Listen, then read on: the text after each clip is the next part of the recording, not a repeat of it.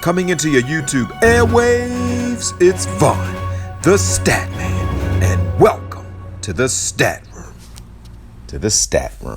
All right, ladies and gentlemen, so before I get into these lineups, guys, let me introduce myself. Guys, I am Vaughn the Stat Man. You can follow me on Twitter at Vaughn the Stat Man. And guys, check out the website, vaughnthestatman.com. Okay, guys, so week 14 is in the books. We are on to week 15. So let's do a quick recap, guys. Tom Brady gave us a 15.6. Didn't kill your lineup. He didn't have the game that I thought.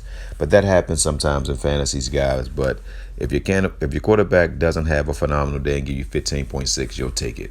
Derrick Henry, who everybody was bashing last week, only did 39.2. And wide receiver Brown from the Titans gave us 27.2. And Gronk only had one target, but that target was a touchdown. I could have swore that he would have been more involved. And I don't understand why. I watched some of the game. He was open a few times. I guess Brady didn't look his way because Scotty Miller got a deep ball. Antonio Brown got more involved.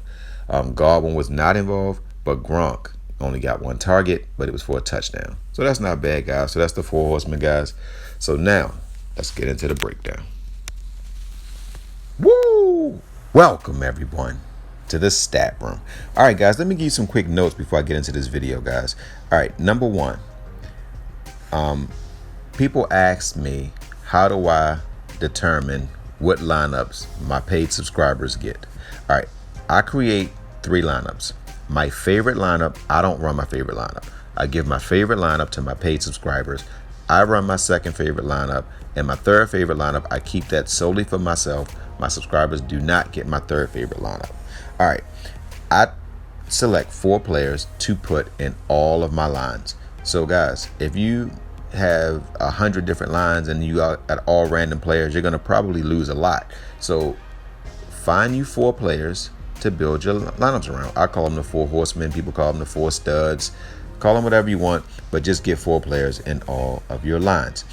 Next, this is very, very key, guys. On Sunday, do not watch any sports shows, because those sports shows will have you flipping, flopping, changing your lineups. You'll be putting this guy in because of what they said on ESPN or because of what they said on the NFL Network. Guys, it takes discipline to win DFS, so don't watch any sports shows on Sunday.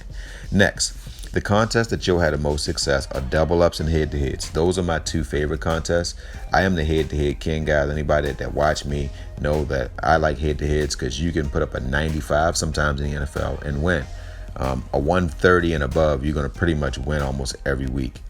I like single entries as well. The $1 million contest is cool if your bankroll is good, but if you have $50 or less, only play double ups and head-to-heads until you get your bankroll up to $150. Then you can play a GPP here and there. All right, let's get right into the video. All right, guys, so let's break this slate down. All right, guys. Now, when you're looking at this slate, you got Tampa Bay at Atlanta.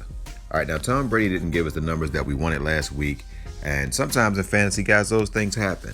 But I think this week he should do fairly well against Atlanta's pass defense is not that good. They do stop the run well, but their pass defense leaves a lot to be desired. Now, Matt Ryan is a player where he only does well with Julio Jones. Look, when Julio Jones doesn't do well, doesn't play, he does absolutely terrible. So if Julio Jones is playing, then you play him. If Julio Jones don't play, then you do not run him. All right, at the running back position, Jones is going to probably miss this game. He has a finger issue, and if he does miss it, even though Atlanta, they're okay against the run, they've been stopping the run okay, but when you play Tampa Bay, you have to worry about 3 phenomenal receivers, a phenomenal tight end. They're not going to be able to put 8 in the box. I actually love Fournette in the spot, guys. If he was inactive last week, he was a game scratch. He was a scratch last week. But this week, if he play at 4,500, guys, this guy could win you a tournament. All he has to do is get 1 touchdown, about 40, 50 yards rushing, and I believe he can do that in his sleep. Next, at the wide receiver position, guys, Ridley, I like Ridley pretty much against any team. Tampa Bay is starting to get torched in the passing game. Now, if Julio Jones come back, this will be a great total game stack. Mike Evans will be the alpha dog this week. I believe he has the best game. Now, also, Gronk is going to absolutely ball. I know he didn't give us the numbers we wanted last week. And let me correct something earlier. He had 2 targets last week, but he only had 1 catch. And it was for a touchdown, but he only had 2 targets. I was really shocked at that. Now, Hurst is somebody that I'm really shocked that he's getting all of these targets, but he's not getting the numbers. If I was playing GPP, and if this was a lineup that I was going to just say, you know what, I'm just going to just go out on a limb, I would play Hayden Hurst because I know his ownership is going to be really, really low. And I don't really look at ownership and all of that, guys. I don't care about any of those things. Guys, when you're creating fantasy, if you have a guy you like, I don't care if you think everybody's going to play him. Don't not play somebody because you think the field going to have him. If you believe he's going to ball out, you play him. Because let's say you like Derrick Henry and you don't play him, but he gets 41 fantasy points. And you like Tyreek Hill, but you don't play him and he gets 41. And those are the only 2 guys that get over 30. You won't cash. So you need to play the guys who you think will ball. All right, so that's it, guys. So now let's go to the next game. That's Seattle and Washington. Now, the Seattle and Washington game, at quarterback, guys, let's go to the quarterback position. Now, Russell Wilson hasn't been doing that well on the road. If you look at his numbers, on the road on the East Coast, guys, if you look at Philly, he gave you 14. If you look at the Rams, did not too good as well. At Buffalo, he did ball out. That was back when it was warm. This defense of Washington is legit. I think Russell Wilson's going to have a long day. They're going to get a lot of pressure on Russell Wilson. But the quarterback that I will run in my lineups, and I know y'all like, but Statman, not Haskins. I'm playing Haskins, guys. Now, if you look at his numbers early in the year, he did phenomenal, guys. He had 12, 13, 21. That's not bad for a guy who's minimally priced. But the thing that I love about Haskins this time around, he had a chance to watch a veteran quarterback. He watched him on the field. He watched him in the meeting rooms. I believe Haskins is going to be a much better quarterback than he was early in the year. This guy was a beast in college. He didn't just forget how to play, guys. The NFL, the 2 hardest positions to play is wide receiver and quarterback. He needed the reps in practice and to watch. Watch he ball out this week, guys. I'm expecting that 18 to 20 point mark. All right, at the running back position, guys, I don't like Carson in this matchup. Gibson is gimpy. I don't think he plays. I like McKenzie. He's going to get a lot of targets in this matchup, but I wouldn't run him. But I do like him in this matchup, though. But the receiver that I'm looking at, Metcalf is a freak of nature. I like him. I think he's going to struggle because I don't think Russell Wilson's going to have a lot of time to get the deep ball to Metcalf. I do like Lockett for the underneath routes, but T.J. McLaurin is going to ball out. I'm playing him in all my lineups, guys. And if he kills me, he just kills me. But I just believe that him and Haskins are going to be on.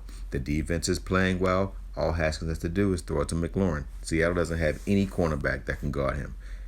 He's going to ball out, in my personal opinion.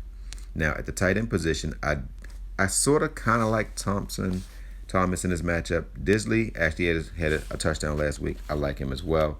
But I wouldn't run either one of these guys.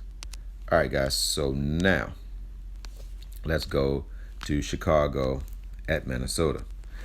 Now, in this matchup, at the quarterback position, I really, really love Cousins in this matchup, guys. I think he's going to ball out. I love him at home.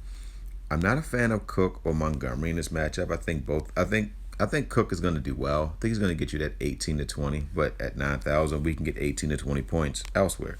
So there's no need to play him. And at the wide receiver position, I do like Robinson. I like both of Minnesota receivers, but the guy who I really like is Jefferson. Let me give you a stat on Jefferson, guys. When it comes to man-to-man coverage, this guy is phenomenal. He is a man-to-man beater, and Chicago likes to play some man-to-man. I think he's going to go crazy. I think Jefferson is going to get you a good number this week. All right, guys, so now let me give you the running back that I will run this week.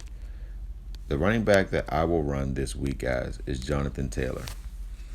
This rookie is balling. This week, I think Taylor.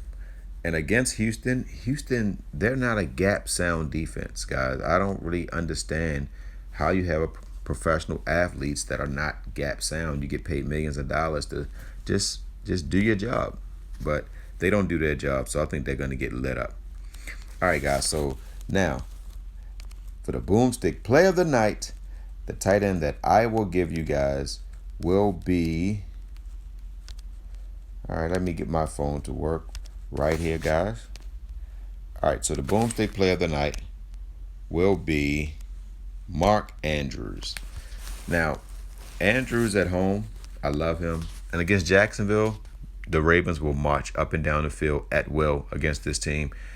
I expect Andrews to get 2 touchdowns because when they get down in the red zone at that I would say inside the 10-yard line, you know where they're looking to throw to? You guessed it. Mark Andrews. He's the biggest receiver on this field. If Des Bryant is back, he might get 1 or 2 targets. But Andrews is my boomstick play of the night. All right, guys, so that's it. You got Andrews, you got McLaurin, you got Taylor, and Haskins. This will be my GPP lineup, guys. I will have these 4 players in my GPP. All right, guys, so that's it, guys. And guys, if you were interested in my season, because you know NBA is right around the corner, you can look at the comment section for details on my NBA/NFL season deal. All right, guys, so that's it, guys. I am on to week 15. So, guys, don't forget to win-win. That means give people what they want so you can get what you want. And, guys, don't forget to think and ink. That means write it down so that way it can come true. And good hunting on week 15. Love you guys.